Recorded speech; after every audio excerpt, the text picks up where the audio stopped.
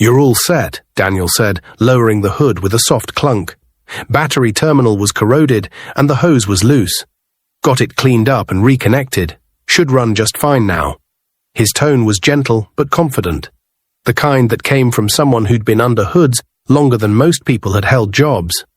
Standing across from him, soaked in sweat and road dust, was Rachel Bennett, 29, a former marketing coordinator from Knoxville, Tennessee, who had driven to Johnson City for a job interview she was already late to.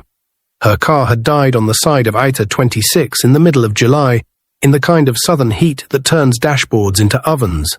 She had coasted it off an exit ramp and found herself at Ross Auto Repair, a small one-man garage with peeling paint and a dog sleeping by the front tire rack. Rachel blinked. "How much do I owe you?" she asked, already mentally calculating if she could afford dinner after this. Daniel shook his head and wiped his hands on a rag. "You don't," he said simply. Her eyebrows lifted. "Seriously?" "Seriously. It took me 20 minutes. No parts, just time." He paused, then added, "Looks like you've had a long day." "Sometimes people just need a break." Rachel stared at him. She hadn't been shown grace in a long time. After being laid off from her corporate job 6 months ago, she had been juggling freelance gigs, sleeping on a friend's couch, and applying to anything that paid more than minimum wage. This interview felt like her last shot, and it had started with her car breaking down and her phone nearly dead. "I don't know what to say," she whispered. Dan smiled faintly. "Then just drive safe." She climbed into the driver's seat and sat in stunned silence for a moment before rolling down the window. "What's your name?" "Dan Ross." "Well, Dan Ross, thank you." And just like that, she pulled away. Dan never expected to see her again. But by nightfall, everything changed.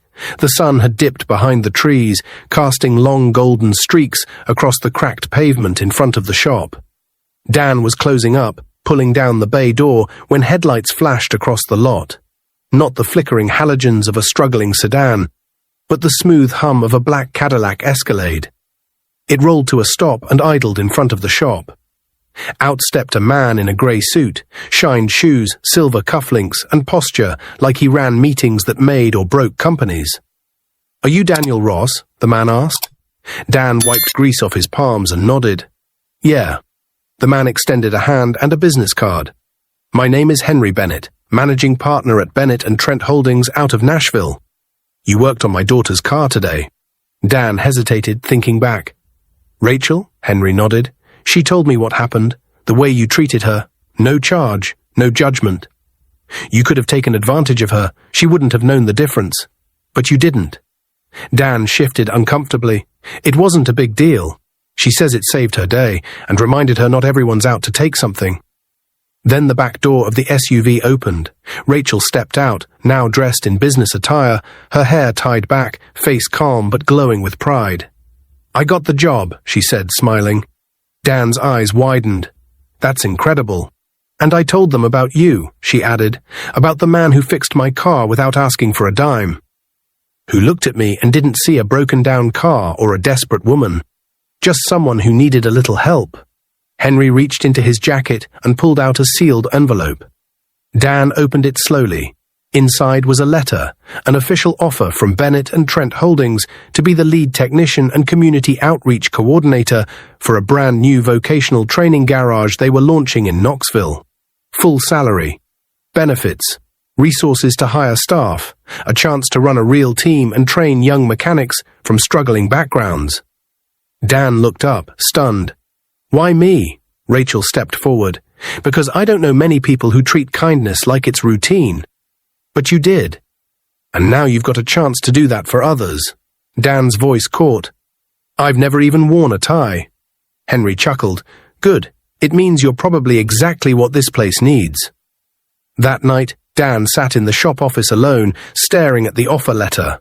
He thought about the past 10 years, how he'd inherited the shop from his father after a stroke, how business had slowed with the rise of dealership service centers, how he'd worked late into the night alone more times than he could count. He had never once asked for recognition. He just did the work, honestly, quietly. Now one small act of kindness had rewritten his future. 6 months later, Ross Vocational Garage opened its doors to its first class of apprentices, teens who had dropped out, veterans looking to transition, single mums learning a trade. Dan wasn't just fixing cars anymore, he was building people, and every time someone asked him how it started, he'd smile and say, "One girl, one dead battery, one yes." Before the story ends, let us know your country or city in the comments. Let's see how far this story has reached. So, sometimes the smallest good deed can become the biggest turning point. Treat people like they matter, because they do.